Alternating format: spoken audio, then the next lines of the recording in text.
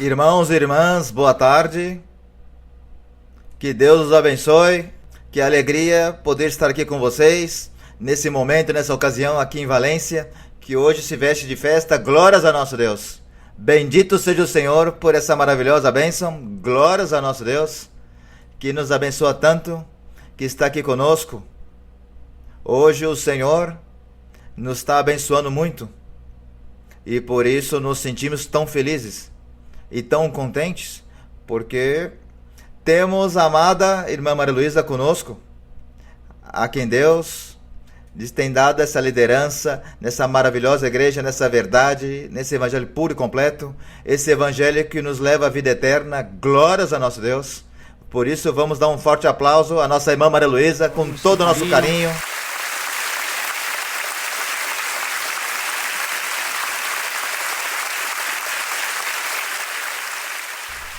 Lhes convido, irmãos, que fiquemos de pé, vamos orar ao nosso Deus, entrar em comunhão com esse Senhor grande e maravilhoso que é o nosso Deus, a quem amamos tanto. Bendito seja o Senhor.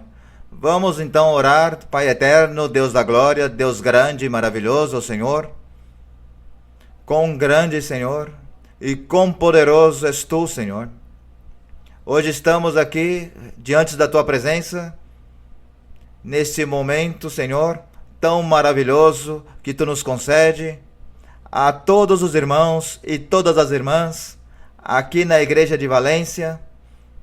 Aqui hoje o Senhor vai se manifestar fazendo maravilhas e prodígios através da sua filha, nossa irmã Maria Luísa. Pai eterno, te damos graças, porque tu és misericordioso e bondoso, porque tu, Senhor Deus, escutou as nossas orações de muitos que têm clamado, pedindo-te, Senhor, que trouxesse a sua filha a essa cidade. E hoje, Senhor, tu nos está respondendo, que escutou, Senhor, as nossas orações. Obrigado, Senhor, esse culto é para ti. Vamos te entregar a ele, vamos cantar aí nos coros, vamos ler a Bíblia e aprender muito com a sua filha amada, Senhor. Que tu nos acompanhe nessa tarde, Senhor bom, Rei da glória, Pai maravilhoso, vem se recrear no meio de nós, no nome poderoso do seu Filho amado, o Senhor Jesus Cristo. Glórias a nosso Deus.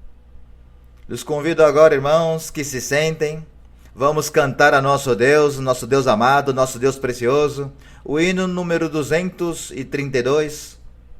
É um hino muito precioso, que também nos recorda esse sonho tão maravilhoso que Deus deu à nossa irmã Maria Luísa aos 7 anos de idade, onde ela sempre buscava a ganhar almas e levá-las todas para a vida eterna. Glórias a nosso Deus. E vamos cantar o hino 232, Estrelas na Minha Coroa.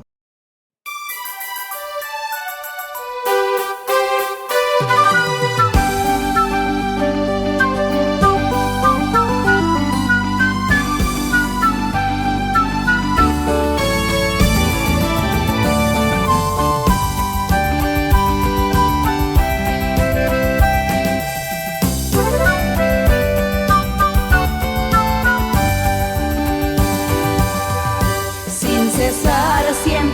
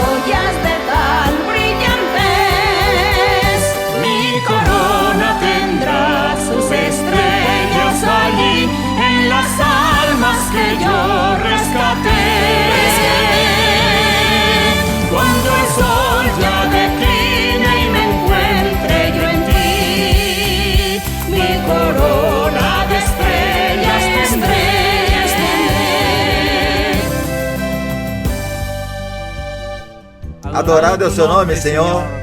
Glórias ao nosso Deus para sempre. Tão maravilhoso é o Senhor. Bendito é nosso Deus. Eu os convido, irmãos, que fiquemos de pé. Vamos cantar coros ao nosso Deus. Há um irmão que contava um testemunho e dizia que quando ele chegou pela primeira vez à igreja, escutou a voz da nossa irmã Maria Luísa cantando ao Senhor, e isso bastou a ele para saber que estava na igreja de Deus vivente. Bendito nosso Deus. Assim que os convido a cantar a nosso Deus, o coro 80, louvai ao Senhor.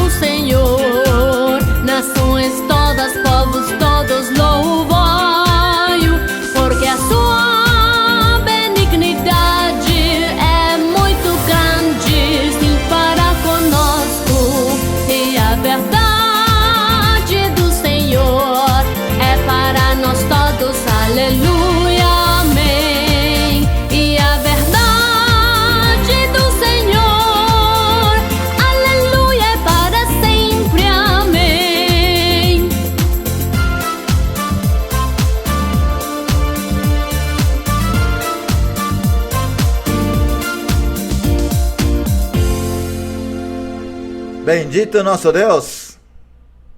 Chegou o momento da grande bênção, irmãos. Vamos receber a nossa amada irmã Maria Luísa. Bem-vinda, irmã Maria Luísa, apóstola e profetisa do Senhor. Bendito nosso Deus. Obrigado, Senhor. Bem-vinda, irmã.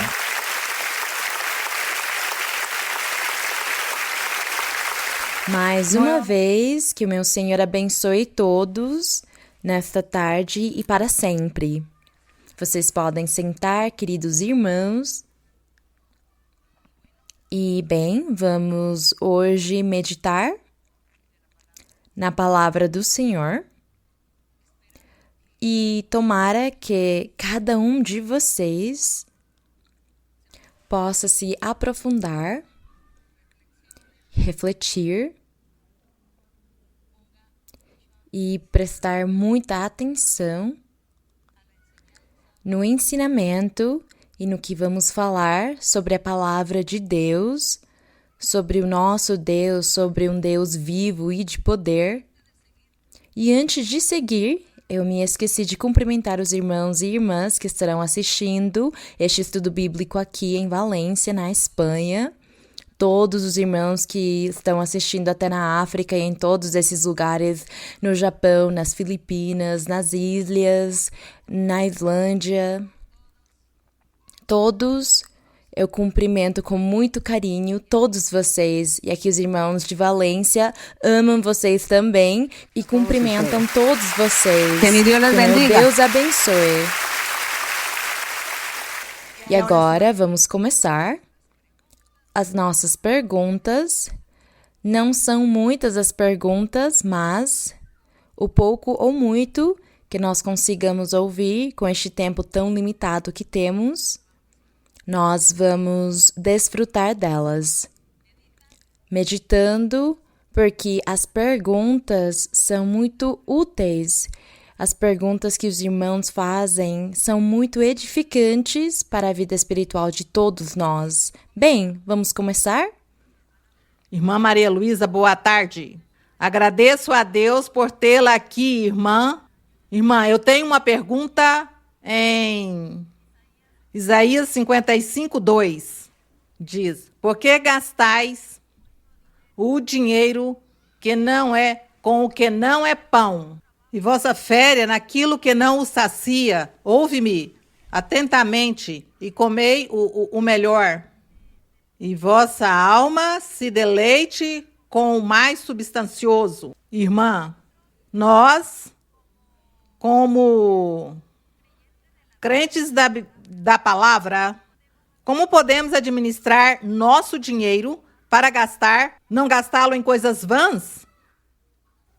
Pode nos ajudar nos dando algumas orientações, irmã, para não cair no mesmo erro muitas vezes, uma vez que isso não agrada ao nosso Senhor? Bem, irmã, em Isaías, não sei se vocês já acharam, Isaías 55 diz no verso 1: A todos os sedentos, vinde às águas, e aos que não têm dinheiro, vinde, comprai e comei. Sim, vinde, comprai sem dinheiro e sem preço vinho e leite. Aqui está falando metaforicamente. Aqui está falando com ilustrações a respeito da pregação do Evangelho. Aqui Deus estava dizendo que o Senhor Jesus Cristo viria pregar o seu Evangelho e que Ele era essas águas, Ele é a fonte de água para a vida eterna. O Senhor Jesus disse para a samaritana: eu sou a água de vida, quem beber de mim não terá sede jamais. E a samaritana dizia: eu quero beber dessa água, me dá. E o Senhor lhe disse: crê em mim e você beberá dessa água. Então aqui está dizendo: vinde todos os sedentos às águas, quer dizer, creiam em Cristo, que Ele é a água de vida eterna. Os que não têm dinheiro é só uma forma de dizer: não se preocupem pelo dinheiro porque é de graça. Crer no Evangelho, no reino dos céus, crer no Senhor, viver a vida no Senhor não tem custo, você não tem que pagar, é sem dinheiro. E por isso diz: vinde, comprai e comei, sem dinheiro e sem preço, esse vinho e esse leite para que vocês bebam. Mas está falando sobre a pregação do Evangelho do Senhor. E depois, no verso 2, ele disse: porque gastais o dinheiro com o que não é pão, e vossa fé é naquilo que não sacia? O Senhor estava bravo porque naquela época as pessoas, os israelitas, o povo de Israel, iam buscar os deuses, os ídolos, as esculturas, as imagens, os quadros, os demônios, os mortos, os invocavam e acreditavam naqueles seres, e eles gastavam dinheiro nisso, porque essas coisas não eram de graça, eles tinham de pagar, eles iam onde adivinhos e feiticeiros, e eles tinham de pagar muito dinheiro, e por eles pagar dinheiro para essas estátuas e para as festas que faziam para os ídolos, eles deixavam de gastar o dinheiro na sua comida, na sua roupa e na sua família. Então, eles eram irresponsáveis com a sua família porque gastavam o dinheiro no que não saciava, no que não era pão. O Senhor também queria dizer, e se nós quisermos tomar este verso para nós hoje, o Senhor aqui diz que o dinheiro, se você ganha pouco, você tem que saber distribuir o seu dinheiro no que você realmente precisa. Do que é que você precisa? A sua moradia e sustentar a sua moradia, a sua comida, a sua roupa, o seu aluguel, o que for, você precisa dar conta com o pouco que você ganha. Mas não desperdice o dinheiro gastando em coisas que não valem a pena. Uma pessoa pode dizer: vem cá, nós vamos no adivinho, e ele vai nos dizer tudo, e o adivinho cobra um monte, e você vai gastar uma fortuna, ao invés de comprar a sua comida, de comprar a sua roupa, de pagar o aluguel e pagar as suas dívidas. É isso o que Deus quer nos ensinar, a que sejamos organizados e que o nosso salário, o que nós ganharmos, seja realmente para o que nós precisamos para viver e não desperdiçar em mentiras, porque as pessoas vêm com mentiras e enganos tentar tirar o nosso dinheiro. É o que se diz na minha terra: tiram o nosso dinheiro, o pouco dinheiro que temos, tiram do nosso bolso. Então Deus, Ele quer que nós sejamos organizados. Naquela época Ele falava sobre a idolatria que o povo fazia, mas hoje nós também não devemos investir em coisas que não valem a pena pela nossa ambição. Investe lá, compra isso e aquilo porque você ganhará não sei quanto. Mas na verdade enganaram você, mentiram para você e você usou tudo que você tinha do seu salário e do seu aluguel nesse engano para tirar o seu dinheiro. Então não comprem coisas desnecessárias, é isso que Deus está ensinando. Bem, E também é importante separarmos o de Deus. No meu conceito, desse dinheiro, do pouco dinheiro que ganhamos, também é importante separar o que a Deus lhe corresponde. O Senhor, desde que a igreja começou, o Senhor é quem tem ensinado para as pessoas sobre o assunto dos dízimos. É Deus quem ensinou para as pessoas. Nós quase não falamos desses assuntos, mas Deus ele sempre ensina para as pessoas e há tantos testemunhos sobre estes assuntos que é Deus quem olha para cada pessoa, para a sua vida e a sua forma de pensar e de sentir, o que faz, se ela crê, se ela tem a certeza, se tem convicção, se ela duvida, tudo isso também vai influenciar. Então, o que você fizer, faça com certeza, crendo que esta realmente é a obra de Deus e que a obra de Deus merece tudo e que precisamos disto para a obra evangelizadora no mundo, porque se tivéssemos asas, tudo bem, mas mesmo assim teríamos de gastar, porque mesmo voando precisaríamos de combustível, se tivéssemos asas para voar com o motor. Para evangelizar e falar do Senhor, Deus, conhecendo que nós somos matéria, que somos humanos, Ele sabe que precisamos do material. E é por isso que Deus, Ele colocou certas responsabilidades materiais na vida que todos nós devemos cumprir. E quem não crer, quem duvidar, quem tem temor e duvida, Deus ensina para essa pessoa e o corrige e o guia, se Deus o ama, porque se você ama Deus e você tem uma dúvida e faz alguma coisa errada, Deus corrige. Deus lhe ensina porque Ele tem misericórdia, Ele diz, eu vou ensinar para essa pessoa que tem um bom coração, mas está faltando isto para ela. Eu ensinarei para eles, é o que o nosso Deus faz. E cada um de nós fazemos as coisas segundo o que entendemos e compreendemos, amando a Deus, sem pensar tanto, porque às vezes os maus pensamentos corrompem a alma, corrompem o espírito. Então também nessas coisas temos de tomar cuidado, temos de ser retos e sinceros com Deus, que Deus me ensine, que Deus me guie, que Deus mostre para mim muitas coisas que ainda me faltam em conhecer. É Deus quem faz tudo isso, irmã, não se preocupe, vamos continuar. Boa tarde, irmã. Que o Senhor siga te abençoando, a senhora, a sua família e a todos que estão presentes. Aproximadamente há uns 12 anos atrás, na cidade de Neiva, eu lhe fiz uma pergunta do livro de Jó. E naquele tempo estava um estádio cheio com 5.000 pessoas. E eu quero aproveitar, irmã, para seguir também perguntando sobre o livro de Jó. Minha pergunta é, se posso ler, irmã? Sim, irmão.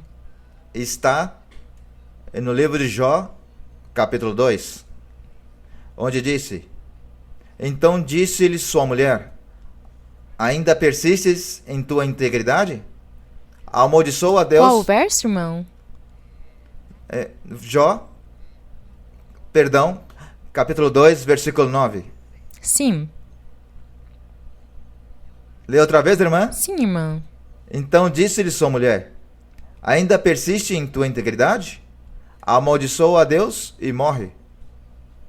E também, no capítulo 11, do versículo 1, diz, respondeu Zofar, o Naamatita, e disse, tanto palavrório não há de ter resposta? E terá razão o charlatão? Irmã, eu faço essa pergunta porque acontece que a senhora nos ensinou que na antiguidade tudo era físico. Hoje em dia tudo é espiritual.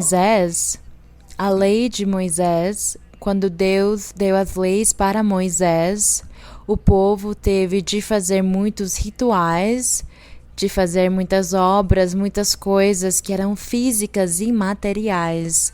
E cada coisa tinha uma representação simbólica no futuro, que é depois do Evangelho do Senhor. Então, não vamos dizer que tudo no Antigo Testamento era material e físico, é que as leis e tudo o que tinha de ser feito, por exemplo, o altar de bronze tinha um significado espiritual no futuro.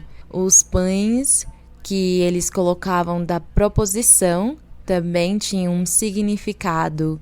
Os sacrifícios feitos dos animais também tinham um significado. Todas essas coisas tinham um simbolismo ou representação simbólica no futuro no Evangelho do Senhor. Naquela época, por exemplo, tinham de se sacrificar os animais e com o seu sangue o sumo sacerdote aspergia o povo e perdoava os seus pecados. E no futuro, com o Senhor Jesus, o que significava esse sangue aspergido? Diz na Bíblia que o Senhor Jesus derramou seu sangue no Calvário e assim ele limpou todos os que creram naquela época até o Senhor vir. Todos os que crerem simbolicamente, espiritualmente, serão aspergidos com o sangue que Cristo Jesus derramou. Então, foi isso o que aconteceu no Antigo Testamento. Deus fez eles fazerem todas as coisas materiais porque todas essas coisas tinham um simbolismo, tinham uma finalidade no futuro. Sim, irmão. Conhecendo que Jó foi um patriarca da antiguidade, a pergunta queria saber se o inimigo, nesse tempo, também atacava aos amigos e a mulher de Jó, no sentido espiritual. E também, irmã, queria saber se o inimigo nos pode atacar em sonhos. Bem, irmão, Jó, nós acreditamos e pela lógica, mais ou menos pela nossa lógica, acreditamos que Jó existiu na época de Abraão. Depois do dilúvio, dessa era ou desse tempo do dilúvio, até quando o Senhor falou com Abraão, se passaram muitos anos no meio, e nós acreditamos que essa foi a época dos patriarcas, e Jó foi um patriarca, e como ele foi um patriarca, os patriarcas existiram antes da lei de Moisés. Por isso dizemos que Jacó foi o último patriarca, Jacó, porque Jacó, ele já teve seus 12 filhos e com os 12 filhos se formou o povo de Israel e daí em diante não houve mais patriarcas, o Senhor colocou foi os profetas, o primeiro deles foi Moisés. E é por isso que Jó está no meio desse tempo. Quando Jó surgiu, ainda não existia a lei de Moisés. Contudo, o diabo, Satanás, como chamarmos, ou a serpente antiga, existiu na terra desde Adão. Se lembrem que ele colocou armadilhas no caminho de Adão e Eva para que eles pecassem e desobedecessem. E o pecado deles foi a desobediência, porque Deus os provou. Deus colocou uma prova e disse: vocês podem comer as frutas de todas as árvores, menos dessa árvore aqui. Não podem comer as frutas desse aqui.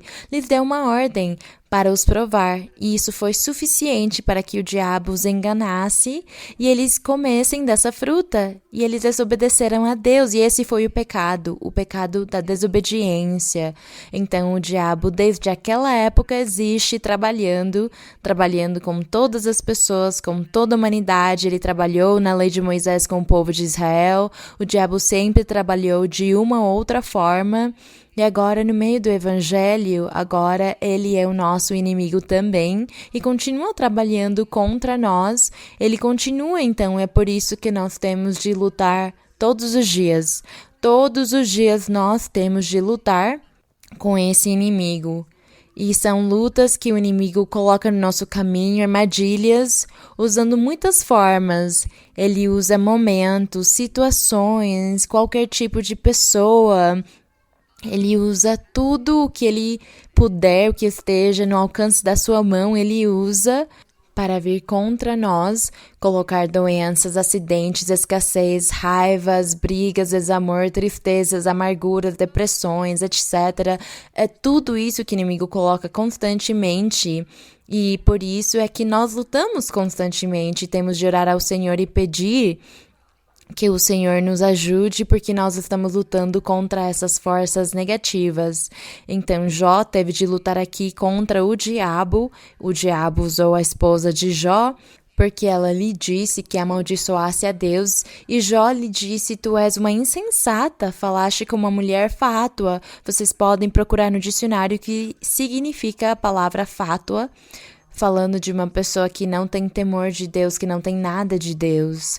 Então, foi isso que aconteceu, e eu vejo que a pergunta do irmão era essa, não é? Até onde o diabo trabalha? E o diabo tem trabalhado desde o começo, o inimigo. Irmã, também gostaria de saber se o inimigo, na própria congregação, na hora do louvor, nos pode atacar. Ele ataca no louvor, na oração, em tudo, dentro, fora. Eu suponho que o inimigo está aqui prestando atenção em tudo que nós estamos fazendo hoje. Ele percebe que eu estou falando mal dele. Sim, então ele ficará ainda mais bravo comigo por causa disso. Mas o inimigo ele está aqui. O inimigo está sempre em todos os lugares, farejando, ficando curioso e procurando e olhando para as pessoas, olhando para alguém, fulano, ciclano. E os fracos, ele diz: eu gosto desse, eu gosto dessa aí. E ele coloca os olhos dele neles para acabar com a pouca fé que eles tenham, ou a pouca força de vontade que eles têm para resistir. Então o diabo ele sempre está colocando as armadilhas e atacando sempre. Mas a nossa oração é suficiente e a nossa sinceridade, não tendo hipocrisia, não é? Vocês já aprenderam o que é hipocrisia e a falta de sinceridade com Deus, não é? Que é ocultar tudo o pequenininho que há aqui e fingir. Então vamos lutar contra isso para que, dessa mesma forma, o inimigo não venha bater contra nós e consiga nos acabar. Nós vamos ganhar dele a batalha, não é? Porque essa aqui é uma luta, uma guerra sem fim, todos os dias da nossa vida. Bem, vamos continuar? Boa tarde, irmã. Bem-vinda a Valência, você e sua comitiva. Irmã, eu tenho uma pergunta em Hebreus 11:35. Posso ler, irmã? Sim, irmã. Diz: as mulheres, mediante a ressurreição, receberam seus mortos, mas outros foram torturados sem aceitar o resgate para obter melhor ressurreição. Irmã, você já nos explicou esses versos, mas a mim me ficou uma incógnita. Já nos explicou que as mulheres receberam seus mortos. Isso se referia quando o Senhor, por meio de Elias, ressuscitou o filho da viúva de Sarepta, e também quando, por meio de Eliseu, o filho da Sunamita. Também quando os mortos ressuscitaram e saíram de seus sepulcros na ressurreição do Senhor Jesus Cristo. Mas aqui eu tenho uma dúvida, onde diz: e foram atormentados. Quem? Mas aqui também diz: para obter melhor ressurreição. Irmã, pode ter uma melhor ressurreição? Eu gostaria que a senhora me esclarecesse mais isso. Obrigada, irmã. Deus abençoe. Aqui está falando sobre a fé. Está falando sobre a fé. Então diz o que é fé. Que a fé é a segurança da realidade esperada. É a segurança da realidade esperada. A convicção no que você está esperando em Deus, no que você espera de Deus. A certeza, a segurança, a convicção.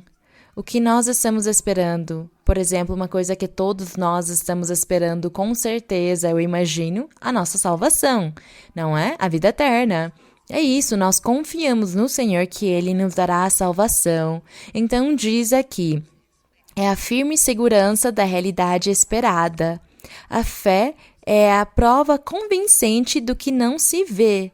A prova convincente do que não se vê. Diz aqui, porque por essa fé os antigos alcançaram bom testemunho. Muitos na antiguidade alcançaram bom testemunho pela fé. Porque Deus falou com eles, Deus lhes fez promessas e eles creram. E alguns morreram até sem ter recebido o prometido. Mas Deus ficou feliz deles terem morrido crendo, tendo essa segurança, essa certeza, essa fé que Deus ia cumprir o que tinha lhes prometido. Eles morreram e pronto. Mas diz que é essa fé que Deus quer que nós, hoje, no Evangelho, tenhamos também. É a certeza, a confiança em Deus. Confiar em Deus faz parte desta fé. Porque quando você estiver passando por um problema na sua vida, por uma situação difícil, alguma coisa, por exemplo, um parente seu próximo está morrendo, sofreu um acidente, está no hospital e vocês estão vendo que ele está morrendo e vocês entram em desespero, você tem que confiar em Deus e pedir a Deus e crer e confiar e esperar que Deus vai lhe ajudar a sair desse momento tão difícil, um acidente, o que for, alguma coisa de vida e morte.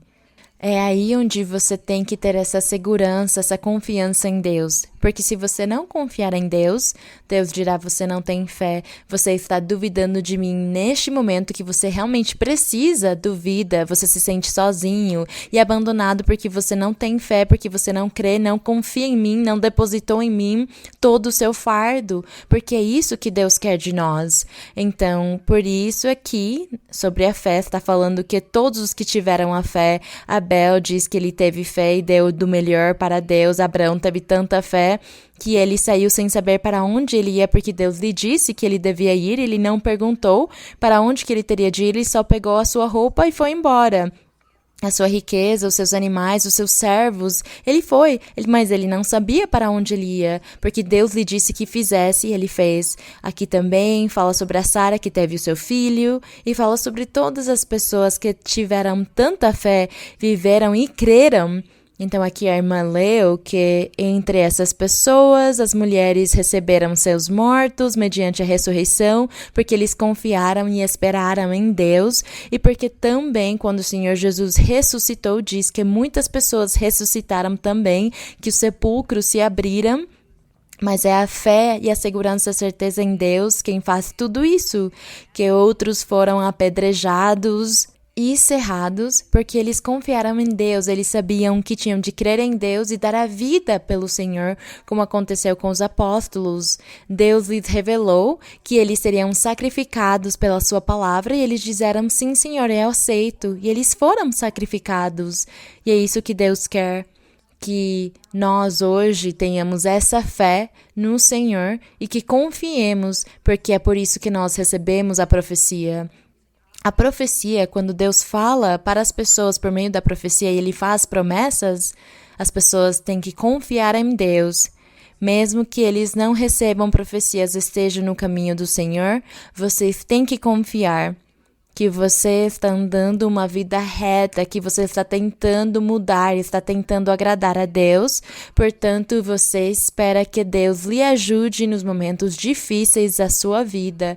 E quando há um momento difícil, você tem que confiar e dizer: Senhor, eu sei que Tu vais me ajudar porque eu sigo os Teus caminhos e eu te amo e Tu sabes que eu te amo com sinceridade e Tu me ajudarás a sair deste momento difícil e doloroso. É isso, confiar. É isso, a fé.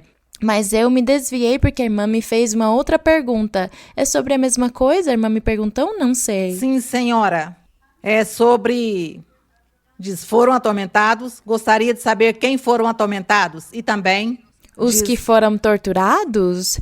Os que morreram no Senhor, que foram sacrificados. É tudo isso. Mas qual foi o verso que a irmã leu? O 11:35 também, onde diz... Onde diz que as mulheres, sim. mediante a ressurreição, receberam seus mortos, mas outros, quer dizer, outras pessoas, foram torturados. Por quê?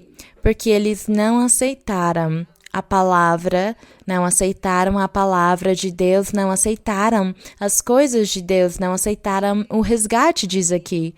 Diz porque foram torturados para obter melhor ressurreição. Eles o fizeram, quer dizer, eles foram sacrificados e deram a vida pelas coisas de Deus, achando que com isso eles obteriam uma maior bênção do Senhor. Como quando nós falamos sobre os apóstolos.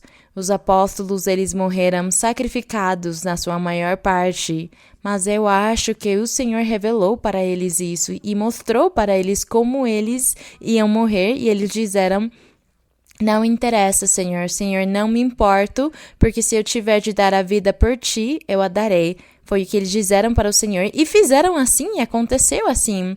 E eles achavam que obteriam maior bênção ou que Deus lhes daria um prêmio maior. Foi esse o seu pensamento e a sua confiança, foi isso que eles pensavam. E o Senhor se agradou da forma deles pensar.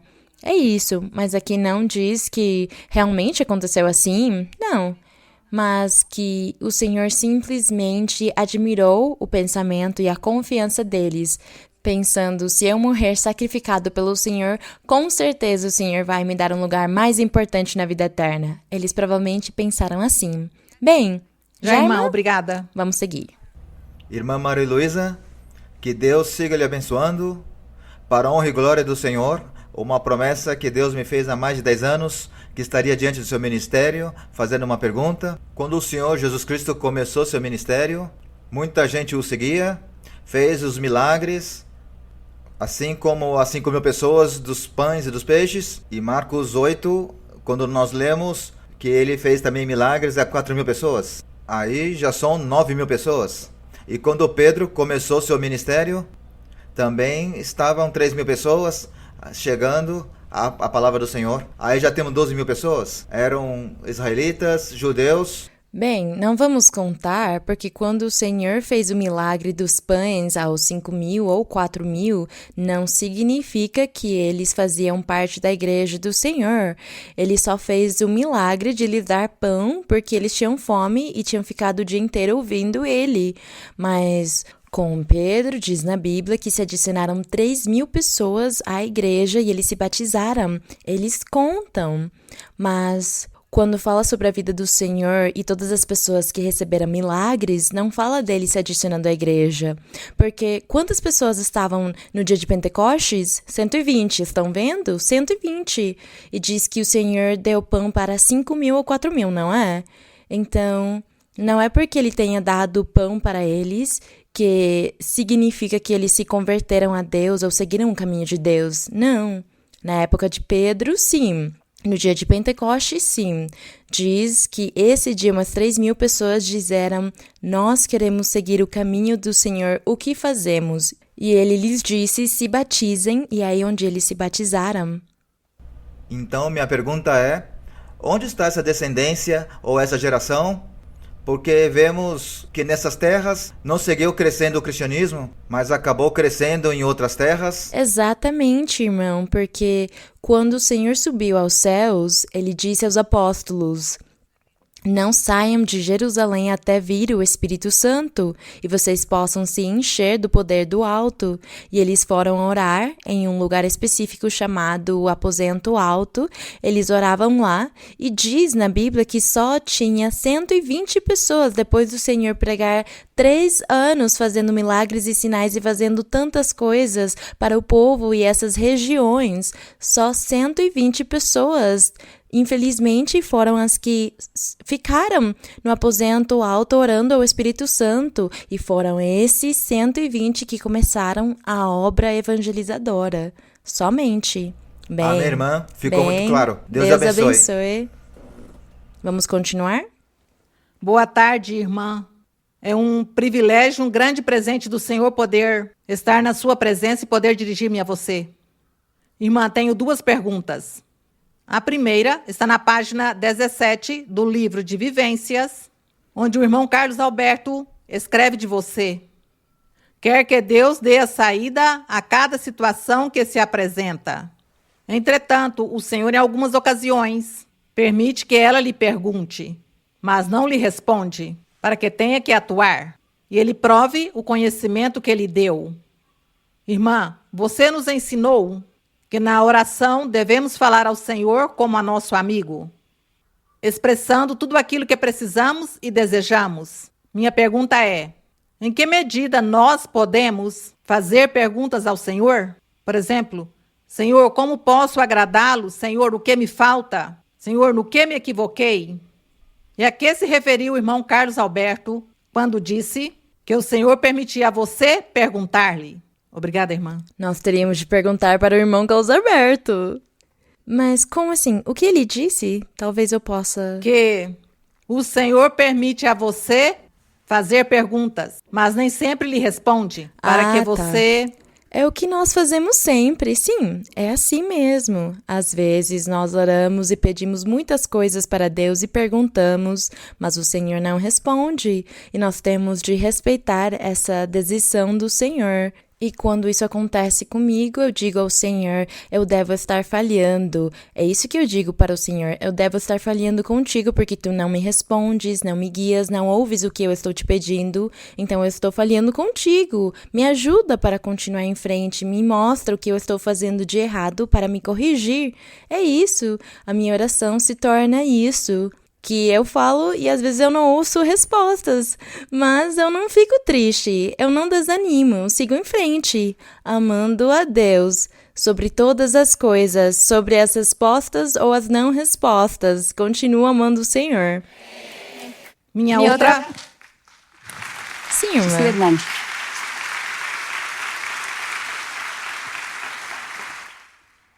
Minha outra pergunta, irmã, está baseada em Números... capítulo 11, versículos do 26 ao 29. Números 14? Números 11, do 26 ao 29. Sim, irmã, pode ler. Mas ficaram no arraial 2 homens, um se chamava Eldade e o outro Medade. Repousou sobre eles o Espírito, porquanto estavam entre os inscritos, ainda que não tenham saído à tenda, e profetizavam no arraial. Então correu um jovem e o anunciou a Moisés e disse: Eldade e Medade profetizam no arraial. Então Josué, filho de Num, servidor de Moisés, um de seus homens escolhidos, respondeu: Moisés, meu senhor, proíbe-lhe. Porém Moisés respondeu-lhe: Tens tu ciúmes por mim? Tomara todo o povo do Senhor fosse profeta, e que o Senhor pusesse seu espírito sobre eles. Minha pergunta, irmã, também está baseada no livro de Vivências, na página 117, onde você nos relata: a única testemunha da forma como Deus me usava era Luiz. Porém, por seus ciúmes espirituais, não dizia nada para ninguém, porque temia que eu me envaidecesse.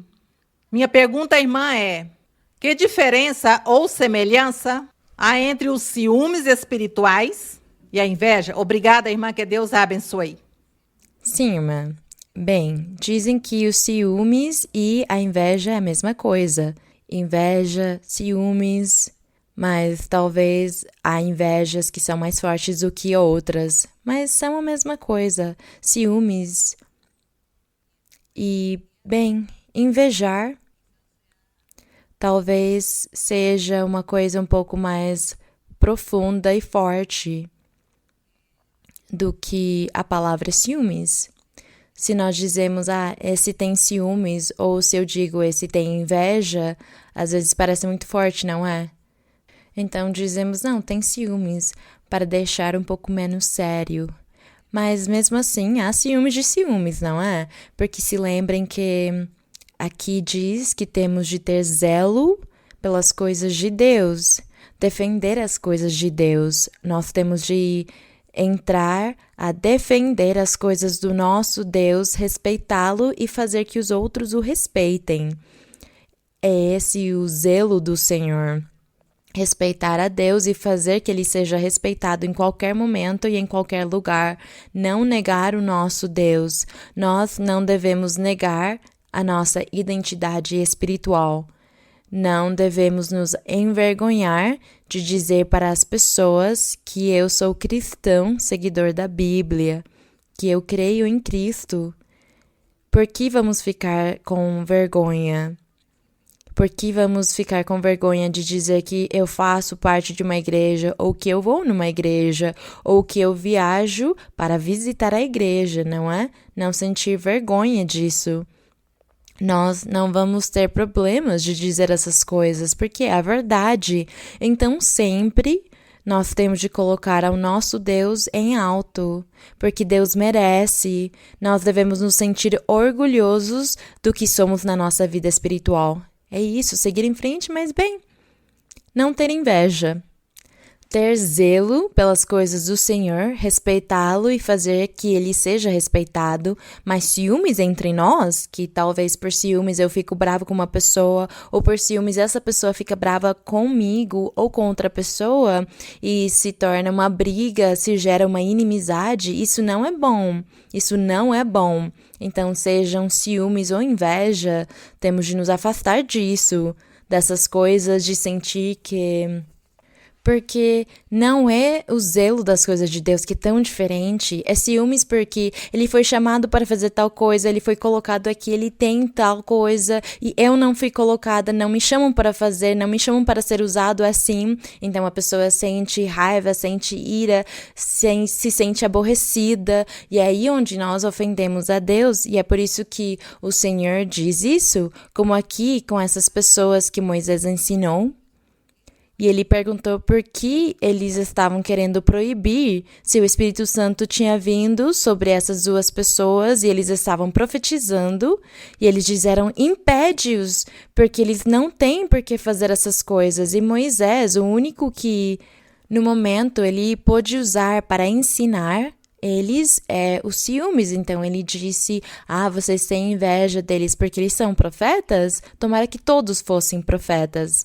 Desejando o melhor para todos, uma coisa boa, uma coisa que fosse positiva, porque era para bater palma que eles estavam profetizando no meio do arraial, porque Deus tinha dado esse poder para Moisés de autorizar 70 homens que o ajudassem a julgar o povo, e eles faziam parte dos 70, mas como eles não estavam naquele momento, Deus lhes deu ainda assim o Espírito Santo. É linda a palavra do Senhor, é lindo como o Senhor faz as coisas. O Senhor viu que os dois não estavam no meio dos 70, que eles estavam longe, e ainda assim lhes deu o seu Espírito, porque essa foi a promessa que ele fez para Moisés, que ele daria 70 homens para ajudá-lo a julgar o povo, porque ele sozinho não podia fazer o trabalho. Então agradecemos o Senhor, porque é Deus quem nos vê, e Deus é quem tira qualquer um de nós do último canto. Deus nos faz notórios quando nós fazemos obras boas,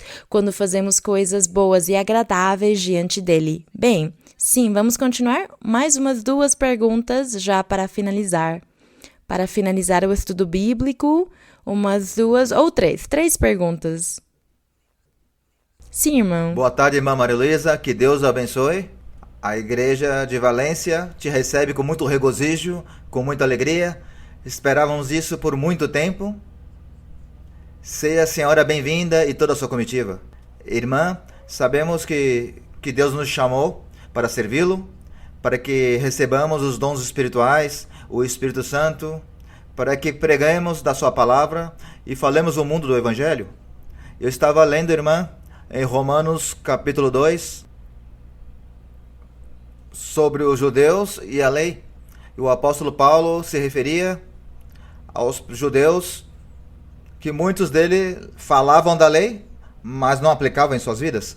O mesmo fala da circuncisão e da incircuncisão, que hoje em dia sabemos que a circuncisão é no coração. Irmã, na vida nós encontramos pessoas, aquelas que gostaríamos de falar de Deus, que gostaríamos que eles conhecessem a Deus. Muitas vezes se apresenta a oportunidade para falarmos a eles e falar a eles, comentar as maravilhas que nós vivemos aqui na igreja, a manifestação de Deus e todo o seu poder. São pessoas duras de coração. Eu lendo, por exemplo, no versículo 27, se me permite ler. Capítulo 2, verso 27. Sim. E aquele que fisicamente incircunciso, mas cumpre perfeitamente a lei, julgará a ti, que com a letra da lei e com a circuncisão és transgressor da lei. Pois não é judeu o que é exteriormente, nem é circuncisão aquele que se faz exteriormente na carne. Mas judeu é aquele que o é no interior, e a circuncisão é do coração, no espírito, não na letra, e cujo louvor não vem dos homens, mas de Deus. Irmã, entendemos com isso que o nosso coração é nele que fazemos o sacrifício do nosso coração para agradar a Deus. Falamos às pessoas que vamos fazer ver essas coisas Mas, por exemplo, no meu caso pessoal, eu tenho me encontrado com pessoas que dizem que não é necessário chegar a uma igreja para ser boa pessoa, para ser honesto, para ser justos. Mas será razoável entender, no sentido que encontramos fora da igreja também pessoas justas e honestas, que são corretas? Mas, irmã, minha pergunta está, às vezes, por prudência, talvez não falamos porque vemos a dureza do coração, mas como disse ao início, somos chamados para evangelizar. Eu gostaria, irmã, que nos ensinasse ou ampliasse um pouco mais a maneira de chegar a essas pessoas para poder lhes ensinar, fazer ver um pouco mais adiante do que é a igreja e o que é Deus e o quanto é importante Deus para nós. Que o Senhor abençoe. Bem, mas quando dizem para você que não é necessário ir numa igreja para ser honestos ou retos e viver uma vida justa, que resposta você deu para a pessoa? Porque isso tem uma resposta. Sim, irmã. Eu respondi que não estamos aqui somente para fazer as coisas bem, mas temos que ir à igreja, a buscar de Deus, a buscar os dons espirituais, porque Deus é o único que pode fazer em nós uma verdadeira mudança e transformação. Que Ele é o único que conhece os corações e nos muda realmente, assim como a senhora nos ensinava agora, dos pecados ocultos, que não podemos enxergar por conta própria. E também o Senhor ordenou que nos congregássemos para louvar a Deus. O Senhor ordenou que nos congregássemos para que Deus fosse louvado no meio da congregação. Então, num dos salmos, o Senhor Jesus Cristo disse, ele disse para o Pai, te louvarei no meio da congregação.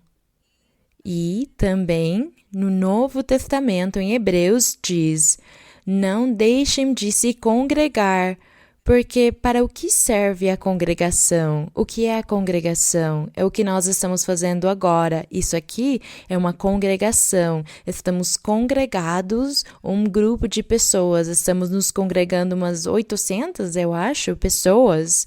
Para o que serve a congregação? Para o que serve nos congregar? E por que Deus nos ordenou que nós tenhamos de nos congregar? Que não seja cada pessoa na sua casa buscando a Deus da sua forma. Porque Deus deu os dons espirituais. E como Ele deixou os dons espirituais, precisa-se que na congregação sejam trabalhados esses dons espirituais. Então, na congregação, precisamos louvar primeiro a Deus, glorificar a Deus, cantá-lo, orar, louvar ao seu nome com palavras e cânticos, mas também impor as mãos e os dons espirituais que Deus deu para as pessoas devem ser praticados com os irmãos, uns entre os outros, orando uns pelos outros. Então, os uns devem orar pelos outros com a imposição das mãos para impartir os dons e para receber a profecia e para que os dons espirituais possam se manifestar. E como aconteceriam as curas, então, se cada pessoa for buscando a Deus em sua casa e não houvesse necessidade de uma igreja, de um templo físico? Se cada um buscasse a Deus na sua casa, como você receberia as coisas espirituais? E para quem você imporia as mãos? E quem impartiria os dons? Quem receberia as curas? Não haveria ninguém para ter essas trocas. Então, é por isso que Deus estabeleceu que a igreja, que os crentes se congreguem, realizar esses trabalhos para o trabalho espiritual, para impor as mãos e também para louvar e glorificar a Deus. É essa a resposta que você deve dar para essa pessoa que disse que não é necessário ir na igreja porque na sua casa ela busca a Deus e na sua casa ela viverá uma vida perfeita. Essa pessoa precisa de imposição das mãos, precisa receber os dons espirituais e quando essa pessoa os tiver, tem que ter alguém para ela conseguir impor as mãos e impartir o que Deus lhe deu. Eu acho que eu ensinei para você de uma forma mais simples, não é? É essa a resposta simples.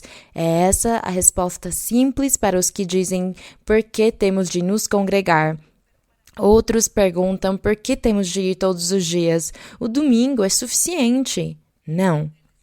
O Espírito Santo desde o começo ensinou que as pessoas devem se congregar, que as portas do templo físico devem estar abertas todos os dias para que os que puderem vir se congregar e louvar a Deus e ministrar os dons, o façam. No outro dia, provavelmente, vão se revezar. Ao outro dia, ao terceiro dia, vão revezar, vem outros. Mas todos os dias há pessoas que estão o quê? Louvando a Deus. E se vocês não puderam vir hoje, vem amanhã. E os que vieram hoje estão orando e louvando ao Senhor. E amanhã talvez eles não podem vir por algum motivo, então vocês vêm e todos estão louvando e glorificando a Deus e estão trabalhando os dons. É isso? Por isso, é dessa forma que o Espírito Santo nos fez entender e nos deu essa ordem. E é por isso que os templos são necessários. E é por isso que em Hebreus no final diz: e não deixem de se congregar, não deixem a congregação como alguns têm por costume. Alguns ficam em casa dizendo que isso é suficiente, mas então deixam de trabalhar os dons. Então o que vão apresentar diante de Deus? Porque na congregação vêm as pessoas pela primeira vez e as pessoas recentes. Então, como iríamos cuidá-los? É essa resposta fácil e simples que damos para as pessoas que acham que sabem tanto, não é? E que questionam e dizem e resolvem os problemas, eles arrumam o mundo num instante. É isso. Vamos continuar? Sim, irmã. Boa tarde, irmã Maria Luísa. É um privilégio para a Igreja de Valência contar hoje com sua presença. Damos-lhe as boas-vindas. Alegra-me muito saudá-la, irmã. Irmã, eu gostaria de começar a minha pergunta com uma reflexão, e é o agradar a Deus. Você, dia a dia, passo a passo, está nos ensinando como agradar a Deus, mas você também no ensinamento nos diz: vou dar-lhes um segredo, dispor o coração. Irmã, todos dizemos amém, mas eu não posso dizer esse amém, irmã, porque tem sido difícil dispor esse coração para agradar a Deus, porque são tantas coisas que nos apresentam no dia a dia, para ter esse coração disposto realmente para Deus, irmã, porque eu quero servir a Deus, desejo servir a Deus, de coração sincero. E eu digo, passam os dias, passam os anos, e não consigo, irmã, e eu me esforço, tento me esforçar, e desse dia a dia, porque nesse dia a dia tem tantas coisas que desagrada a Deus, como você sempre nos ensina, um pensamento de um irmão, do diário viver, do que seja. E sempre digo ao Senhor, estou desagradando em cada ações que de repente eu faça, irmã. E referente a esse dispor o coração. Mas é por isso, irmã, quando você está passando por essas coisas, é porque você ainda não abriu o coração. É isso, porque abrir o coração, porque eu ouço que a irmã está dizendo, eu não posso abrir o coração todos os dias, o tempo todo. Mas não, abrir o coração não é uma coisa que acontece todos os dias. Abrir o coração é quando eu aprendo uma coisa que eu li na Bíblia que não devo fazer isto. Isso aqui é um defeito que eu tenho. Então, não farei mais. Eu vou tentar não fazer mais essas coisas. Não farei mais para agradar ao meu Senhor. Nesse momento, eu abri o meu coração, dizendo que eu não farei mais isso. E pronto, eu abri o coração. Aí continua a vida, acontecem outras coisas, mas houve um momento onde veio essa fraqueza que eu tinha pensado não farei mais. Ela vem a mim e eu me lembro que eu prometi ao Senhor que eu não ia cair mais nisto, então não vou cair, porque eu abri o meu coração para tirar esse erro de mim e não farei mais. Então, nesse momento, nos lembramos e imediatamente não fazemos mais, não permitimos que esse sentimento surja, e é aí onde nós percebemos que tínhamos aberto nosso coração, sim, porque Deus me ajudou a tirar isso de mim. É isso, irmã? É isso. É que abrir o coração não é todos os dias vir aqui na igreja, me sentar e ouvir. Isso aí não é abrir o coração. Abrir o coração acontece a primeira vez quando nós dizemos eu não quero mais cometer esse erro. E todas as vezes que eu sou tentada a cair nesse erro, eu não vou cair mais porque eu prometi um dia para Deus que não faria mais. É isso, abrir o coração. Sim, irmã, e precisamente é nesse ponto ao que eu me refiro, quando digo que, então digo, estou fazendo essa tarefa que você acaba de me explicar, porque a tenho explicado muitas vezes, certo? E então leio e digo, compreendi isso, não vou fazê-lo. Vou me esforçar para agradar a Deus. Vou ao dia, mas digo, passou-se o tempo, então não fiz bem a tarefa, porque ainda não terminei. Eu me esforço e digo, vou mudar isso e mudo. E isso me entristece o coração e às vezes me ata no louvor, certo? Porque eu me entristeço, eu tento no dia a dia de pedir a Deus e dizer-lhe, isso eu não estou fazendo, eu estou melhorando nisso, no dia a dia, certo? Então, por exemplo, hoje digo, que felicidade, irmã, que você estar aqui é uma felicidade porque vem carregada de bênçãos para todos, irmã. Mas eu quero contar-lhe um segredo. Eu mesma tinha me proposto que na próxima vez que eu estivesse na sua frente e conseguisse fazer-lhe uma pergunta, eu queria dizer-lhe, irmã, a amo no Senhor. Mas você nos tem ensinado.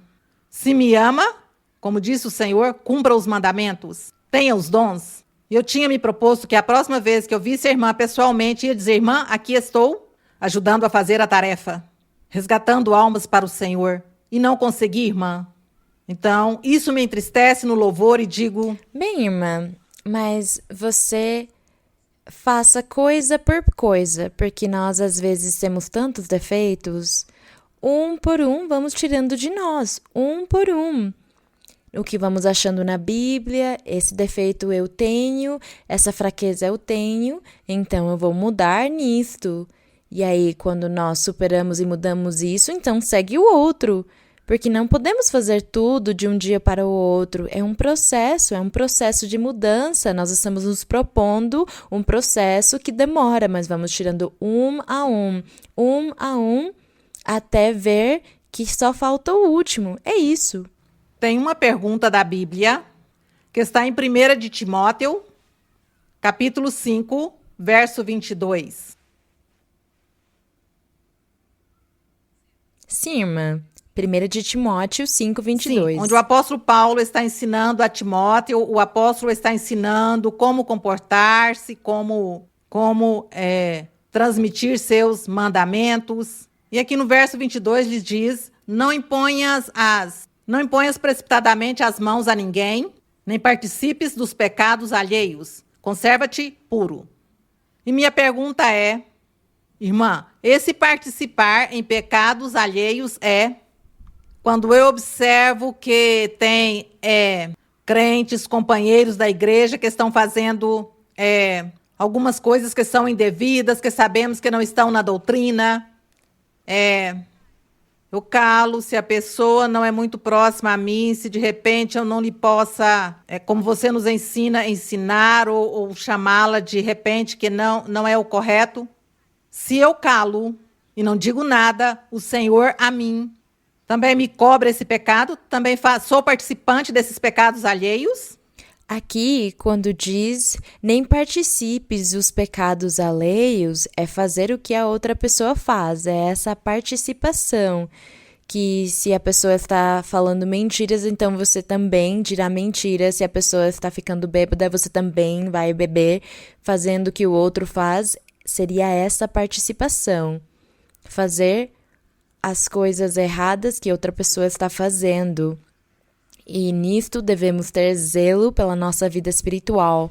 Eu tenho os meus próprios conceitos e a minha própria forma de pensar. E se essa pessoa está fazendo isto, eu vejo que isso não agrada a Deus, então eu não farei. Só porque eu estou vendo essa pessoa fazer, eu farei também? Não, eu vou seguir na minha vida, pelo meu caminho, porque eu tenho meu próprio raciocínio, os meus próprios conceitos sobre o caminho do Senhor, e eu sigo em frente, tento ser exemplo, e eu não farei o que a outra pessoa está fazendo. Seria essa a participação dos pecados alheios, participar do pecado do outro. Então, se o outro fala mentiras e engana as pessoas, você também estará aprovando e dizendo que sim, que isso está certo? Seria essa a participação dos pecados alheios.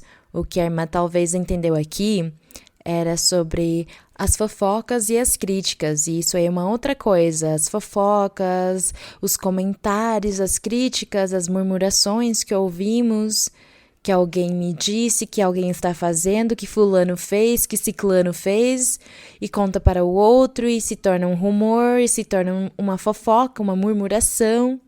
Isso aí prejudica a vida espiritual de alguns, por ouvir todas essas coisas, prejudica a vida espiritual. Mas também a participação dos pecados alheios é isso, é participar, estar do lado da pessoa e concordar com o que ela está fazendo, concordar com o que ela pensa. Bem, vamos continuar?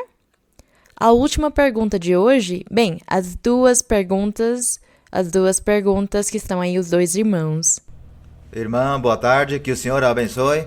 Obrigado por visitar a obra de Valência. E há algum tempo, irmã, o Senhor me fazia uma promessa e me dizia que Ele estaria me dando revelações através da leitura da Bíblia, que Ele abriria meu entendimento, porque isso eu sempre pedi. E curiosamente, irmã, faz alguns dias, enquanto eu pensava, e quando a senhora viria, disse ao Senhor, Senhor, onde eu vou tirar aí uma pergunta? Abre a minha mente. Então quero mostrar hoje o que o Senhor me mostrou, para que a senhora eventualmente considere. Estamos em Zacarias, capítulo 4. Então, em Zacarias 4, disse que o castiçal de ouro e as duas oliveiras, o Senhor me mostrava ali, irmã, que esses, por assim dizer, esse ordenamento do Senhor a Zorobabel para novamente reconstruir a igreja, como a igreja havia sido destruída, estamos falando do Templo de Salomão. Passado o tempo, o Senhor me recorda, irmã, aqui na leitura, que em profecias passadas também em doutrina, o Senhor nos ensinou que as promessas do Senhor se cumprem e seguem se cumprindo no futuro. E vemos como um ciclo permanente da renovação do Evangelho. Quando eu estava lendo, irmã, que me dirijo a versículo 8, e o Senhor disse assim, veio a mim a palavra do Senhor, dizendo, as mãos de Zorobabel colocaram o cimento desta casa, e suas mãos acabarão. E saberás que o Senhor dos Exércitos me enviou até vós. Porque os menosprezaram o dia dos modestos, se alegrarão, e verão a pruma na mão de Zorobabel. Esses são 7 são os olhos do Senhor que percorrem toda a terra. E aqui a parte mais contundente de toda, irmã, onde diz, o Senhor me fala e esclarece aqui no meu coração, quando disse, falei mais e lhe disse, o que significam essas duas oliveiras, à direita e à esquerda do castiçal? Tornei a falar e lhe perguntei, o que significam os 2 ramos de oliveira que estão ao lado dos 2 tubos de ouro, por meio dos quais é derramado o azeite dourado? E me respondeu dizendo, não sabes o que é isso? E disse, não, meu senhor. E ele disse, esses são os 2 ungidos que estão diante do Senhor de toda a terra.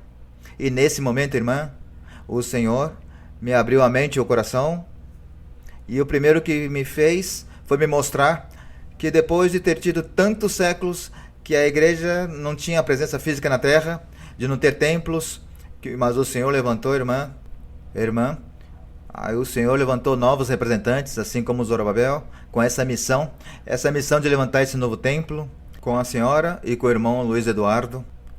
Hoje a igreja conta com esse novo templo que está se levantando ao redor do mundo, mas o mais curioso, que é onde o Senhor me levou o coração, com muito regozijo, é que o Senhor me esclareceu no meu coração que essas 2 oliveiras que emanam esse azeite de ouro, que é, irmã, e nesse momento, a doutrina, que foram representados, como a senhora nos ensinou, em João Batista e o Senhor Jesus Cristo.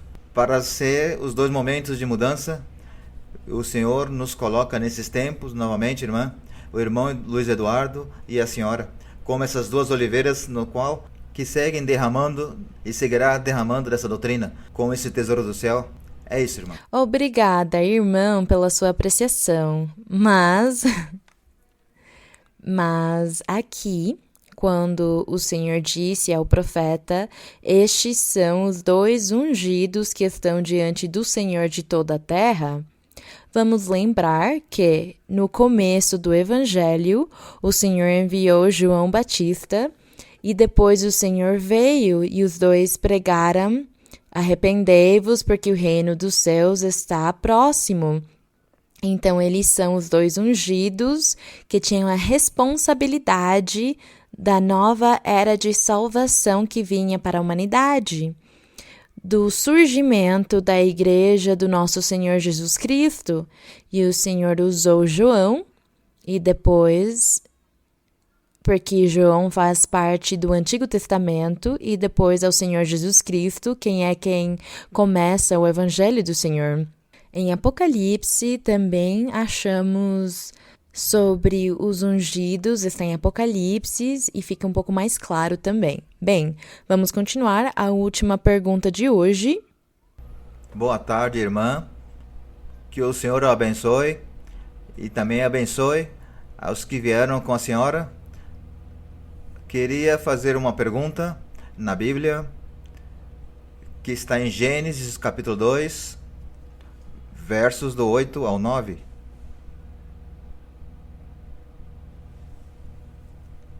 Sim, irmã, pode ler. Plantou o Senhor Deus um jardim no Éden, ao oriente, e pôs ali o homem que havia formado. E o Senhor Deus fez brotar da terra toda árvore agradável à vista e boa para comer, e também a árvore da vida no meio do jardim, e a árvore do conhecimento do bem e do mal. Irmã, a senhora nos ensinou que a árvore da vida é o Senhor Jesus Cristo, mas agora também gostaria de saber sobre a árvore do conhecimento do bem e do mal. Se poderia também nos dirigir a Ezequiel. Mas você quer saber qual é ou quem é a árvore do conhecimento do bem e do mal? São os seres humanos. Nós, os seres humanos, somos o conhecimento do bem e do mal. Por quê? Quando Adão e Eva desobedeceram e eles comeram dessa árvore, diz na Bíblia que os olhos deles se abriram e eles começaram a conhecer o que era errado, o pecado. Eles viram que estavam nus e se envergonharam. Eles começaram a ver o que era de errado, a malícia, então eles ficaram envergonhados porque eles estavam nus e eles se vestiram com folhas. Aí começou a maldade, o bem e o mal entrou neles, o conhecimento do bem e do mal. É essa a árvore. E nós conhecemos o bem e o mal e nós tomamos decisões de fazer o que é bom ou o que é mal. E será então que sobra dúvida disso? Somos nós. Nós sabemos o bem e o mal e decidimos, e às vezes as pessoas elas são teimosas, elas são nécias, insensatas e dizem farei o que é mal. E os que amam a Deus e também se amam dizem não, eu agradarei a Deus, farei o bem, farei o que é justo, farei o que é bom. E aí se decide. Qual outra leitura você ia me mostrar? Queria ler em Ezequiel 31, verso 8 ao 9. Sim, pode ler. Os cedros do jardim de Deus não escureciam. Os cipresses não foram semelhantes a seus ramos, nem as bananeiras foram semelhantes à sua ramagem. Nenhuma árvore no jardim de Deus foi semelhante a ele em sua formosura. Formoso o fiz com multidão de seus ramos, e todas as árvores do Éden que estavam no jardim de Deus tiveram inveja dele. Pois, irmã, pensava no 31 que estava falando da profecia que Deus mandou ao rei, ao faraó, mas na verdade se trata... Aqui fala sobre o diabo. Fala sobre o diabo porque o diabo entrou no coração do faraó para prejudicar o povo de Israel. Eu pensava que essa árvore que falava era a árvore do conhecimento do bem e do mal. Não, é o diabo. Está falando do diabo e diz que ele era uma árvore frondosa que estava no Éden, no paraíso de Deus, e todas as outras árvores sentiam inveja dele, vendo a sua formosura, a sua capacidade, a grandeza que Deus tinha lhe dado. Então ele se envaideceu e foi aí que Deus o castigou e o expulsou da sua presença, e ele se tornou mau, se tornou o diabo, o demônio, se tornou o que nós chamamos de Satanás ou a serpente antiga. E a outra pergunta que eu tinha era que sobre que ele dizia que as outras árvores tiveram inveja dele. Quem eram essas árvores que tiveram inveja? Não, eram os outros anjos, porque Deus tem milhares e milhares de anjos. Ele ainda tem? Muito obrigado, irmã. Que Bem, Deus abençoe. Obrigada. Bem, irmãos, muito obrigada pela sua atenção, e tomara que estas perguntas, que foram muito interessantes, fiquem nos seus corações e na sua mente também, e que a cada dia que se passa, nós possamos fazer a vontade do Senhor.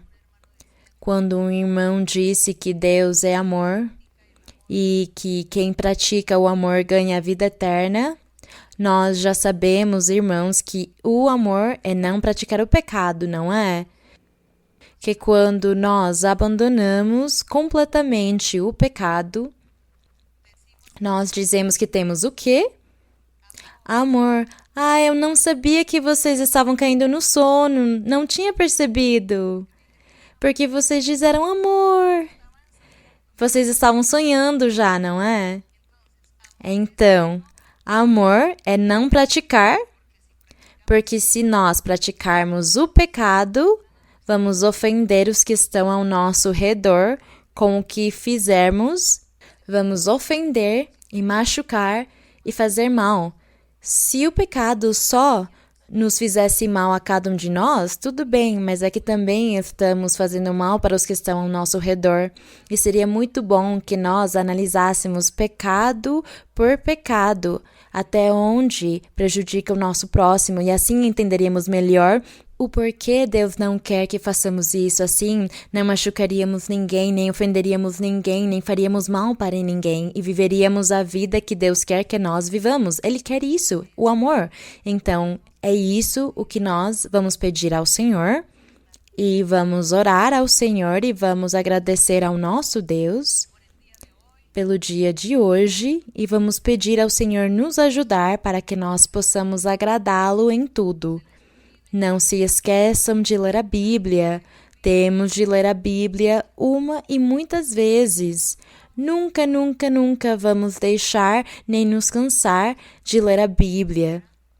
O Espírito Santo sempre vai nos dizer: leia a Bíblia. Vocês terminem de ler a Bíblia e comecem novamente. Leiam com profundidade, com o coração, com os seus 5 ou 6 sentidos. Leiam para encontrar as respostas e encontrar a doutrina e encontrar como nós temos de mudar para agradar ao Senhor, e dessa mesma forma Ele vai nos ajudar também. Muito obrigada, vamos orar ao Senhor e pedir ao Senhor que Ele se manifeste com milagres, com sinais, com prodígios e curas. Vamos pedir ao Senhor também, orando pelas bruxarias e pelas feitiçarias, porque há tanto disso em todos os lugares em nível mundial. Há muita bruxaria, o espiritismo, há muitas dessas coisas que fazem tanto mal aos seres humanos, nos prejudicam tanto essas coisas, e nós vamos pedir ao Senhor que Ele nos dê poder para que nós também possamos orar pelos nossos irmãos, pelas pessoas ao nosso redor, para que o Senhor liberte de todas essas ataduras, de todas essas maldições, porque o mundo está cheio de maldições, de espíritos maus, de feitiços, de todas essas maldades, a parte negativa da parte do nosso inimigo. E a nossa luta é difícil, então temos que pedir ao Senhor que Ele nos ajude a mudar, para que Ele esteja conosco e nos respalde também nas nossas orações, para que possamos orar pelas nossas famílias e amizades e todos os que sofrem, tanto de doenças físicas como de doenças mentais e psicológicas. Vamos orar? Pai Celestial, Santo Pai, Eterno Deus, Criador dos céus e da terra, o nosso Deus poderoso, o nosso Rei, o nosso Senhor, nós estamos diante de Ti e Tu tens nos colocado no Teu caminho, nos trouxeste à Tua presença e nos guias e nos orientas com a Tua mão poderosa, com o poder do Teu Santo Espírito, com os dons espirituais que nos deste. E Tu, Senhor, estás segurando nas nossas mãos. Senhor, te agradecemos pelo Teu amor e pela Tua misericórdia. Te agradecemos pelo Teu perdão. Te agradecemos por nos consolar, porque nós sempre temos vivido em aflição, em ataduras, em prisões. Vivíamos sendo perturbados pelo maligno e sozinhos, destruídos na vida, no mundo, mas Tu nos resgataste, Senhor, e nós estamos diante da Tua presença. Ouve as nossas orações, ouve a nossa palavra, a nossa oração, os nossos pedidos que estamos fazendo diante de Ti. Tudo o que estamos Te pedindo, Senhor, Te pedimos misericórdia.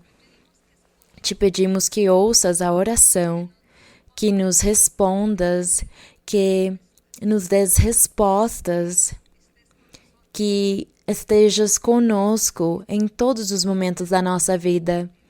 Tira as angústias, tira a tristeza, tira a amargura, tira a desolação da alma, o sofrimento, toda doença física, toda dor nos nossos corpos. Tira tudo isto, Senhor. Tira, Senhor, todas as doenças que não têm cura e aquelas doenças que a ciência médica ainda não conseguiu curar. Meu Senhor, também tira a parte das doenças psicológicas. Destrói, Senhor, todas as bruxarias e feitiçarias, todas as maldições, das quais a maior parte de nós temos sido escravos, presos elas, objeto do inimigo, usando bruxos e feitiçarias e maldições que roubam a paz, que roubam a felicidade, que destroem a vida dos seres humanos, a sua vida física, material e psicológica também. Santo Pai, nos ajuda a todos a seguirmos no caminho reto, a seguirmos no caminho da perfeição. Nós queremos fazer a Tua vontade, queremos trabalhar na Tua vinha. Queremos ser obreiros que não tenham vergonha de Ti e do trabalho que fazem para Ti. Queremos ser corajosos e esforçados. Queremos, Senhor, Te agradar em todos os nossos caminhos que Tens nos mostrado, nestes caminhos, nestas vias que estamos andando. Queremos Te agradar e louvar o Teu nome, Te engrandecer, Te honrar para sempre. Louvar o Teu nome e Te glorificar no meio da congregação. Te adorar, Senhor, e Te honrar é o que queremos, e fazer a Tua santa vontade. Nos ajuda, Senhor, nos mostra o caminho a cada dia, nos guia e nos orienta e nos ensina, e tira, Senhor, toda a fraqueza e todo o erro, destrói toda a maldade e a inveja do diabo. Senhor, olha quantas pessoas estão sofrendo e têm problemas e dificuldades na sua vida. Para alguns faz falta trabalho, para alguns faz falta dinheiro, eles têm dívidas. Outros não têm saúde para trabalhar. Outros não têm trabalho, outros não recebem o salário do seu trabalho. Eu te peço, Senhor, que estendas a Tua mão poderosa, que abençoes cada um, que abra as portas de bênção e também tires tristezas e amarguras, que tires doenças físicas e doenças psicológicas. Santo Pai, estende a Tua mão, faz milagres e sinais como nos prometeste, Senhor, que estarás Te manifestando no meio da Tua congregação. Limpa os corações, liberta, Senhor, corta as ataduras, Limpa todas as mentalidades, Senhor, destrói a obra do maligno. Obrigada, Santo Pai, obrigada, Pai Celestial, no nome glorioso de Jesus Cristo, teu Filho amado. Para Ele a honra, a glória e o louvor para sempre. Estende a tua mão abençoando cada um, Senhor, prosperando eles nas suas vidas espirituais e materiais. Prospera eles nos seus caminhos, Senhor. E também envia e derrama o Espírito Santo. Derrama os dons espirituais sobre cada um. Envia o teu poder, o batismo com o Espírito Santo em muitos. Desce com poder. Desce com poder, Senhor. Desce com o poder do Espírito Santo. Envia os dons espirituais. E limpa e purifica.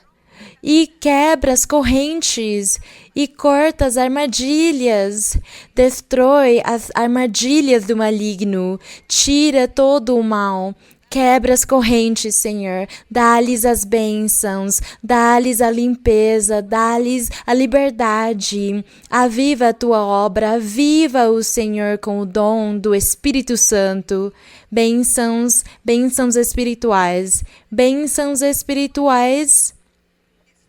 estou dando, estou abençoando com os dons, estou dando as coisas espirituais, quebrando as correntes, cortando as ataduras, tirando as doenças, tirando a loucura, tirando as armadilhas malignas e as ataduras, as correntes, destruindo a maldade. Eu estou tirando espíritos de adivinhação, demônios e espíritos que têm grudado em muitos, que vieram à congregação e têm atado as pessoas e tem adivinhação para enganar, mas eu estou cortando tudo isto e tirando, quebrando os laços, a escravidão do inimigo, destruindo a maldade e a inveja do diabo. Eu estou fazendo curas, eu estou abençoando com as coisas espirituais, eu estou tirando a miséria de muitos, eu estou dando trabalho para muitos, portas abertas de trabalho, dinheiro chegará para muitos que precisam, prosperidade econômica, eu estou providenciando as necessidades, porque vocês viverão alegres e confiantes no meu poder, buscarão o meu rosto e vão me servir e vão me seguir. E andarão nos meus caminhos, e se converterão, e estarão andando, buscando o poder do alto, e evangelizando, e buscando o caminho da perfeição, e caminhando no caminho reto. Bênçãos e triunfos vêm para muitos, mudanças para muitos. Quebrantarei as correntes e tirarei a maldade e a inveja do inimigo. Estarei providenciando toda necessidade, tirarei doenças. Eu estou curando de câncer muitos, e eu estou tirando a maldade e o flagelo que muitos têm sofrido. Há muita bênção, há prosperidade, progresso e vitória, e triunfos há para muitos. Bendito Deus Todo-Poderoso, bendito seja o Senhor, bendito seja o meu Pai Celestial, bendito seja o Rei que vive e reina pelos séculos dos séculos. Te agradecemos, Senhor e Deus, te agradecemos, Pai, te agradecemos, Senhor. A tua misericórdia é para sempre e o teu amor é eterno. Te agradecemos, aleluia, poderoso, poderoso é o Senhor. Glória seja para o Rei, para sempre. Glória ao Senhor, glória ao meu Deus, glória ao Senhor. Agradecemos a ti, Senhor, te agradecemos, Senhor, te agradecemos. Louvores sejam para o Rei, glória a Deus, glória ao meu Rei, glória ao Rei para sempre, aleluia. El gozo del Señor mi fortaleza es, el gozo del Señor mi fortaleza es, el gozo del Señor mi fortaleza es. y su gozo sin medida Él me da. Si tienes ese gozo, puedes tú cantar. Si tienes ese gozo, puedes tú danzar. Si tienes ese gozo, puedes tú gritar. Y su gozo sin medida Él te da. El gozo del Señor mi fortaleza es. El gozo del Señor mi fortaleza es. El gozo del Señor mi fortaleza es. Y su gozo sin medida Él me da. Si tienes ese gozo, puedes tú cantar. Si tienes ese gozo, puedes tú danzar. Si tienes esse gozo, puedes tú gritar. E su gozo sin medida Ele te dá. Bendito seja o nome do Senhor.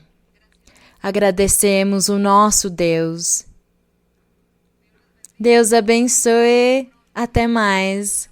Até mais, até a próxima vez. Deus abençoe todos. O Senhor ofereceu muitas bênçãos e muitos milagres no dia de hoje, não somente para a igreja aqui, mas para todos os que vão assistir o vídeo, vão beneficiar-se dessas promessas maravilhosas. Então agradecemos o nosso Deus.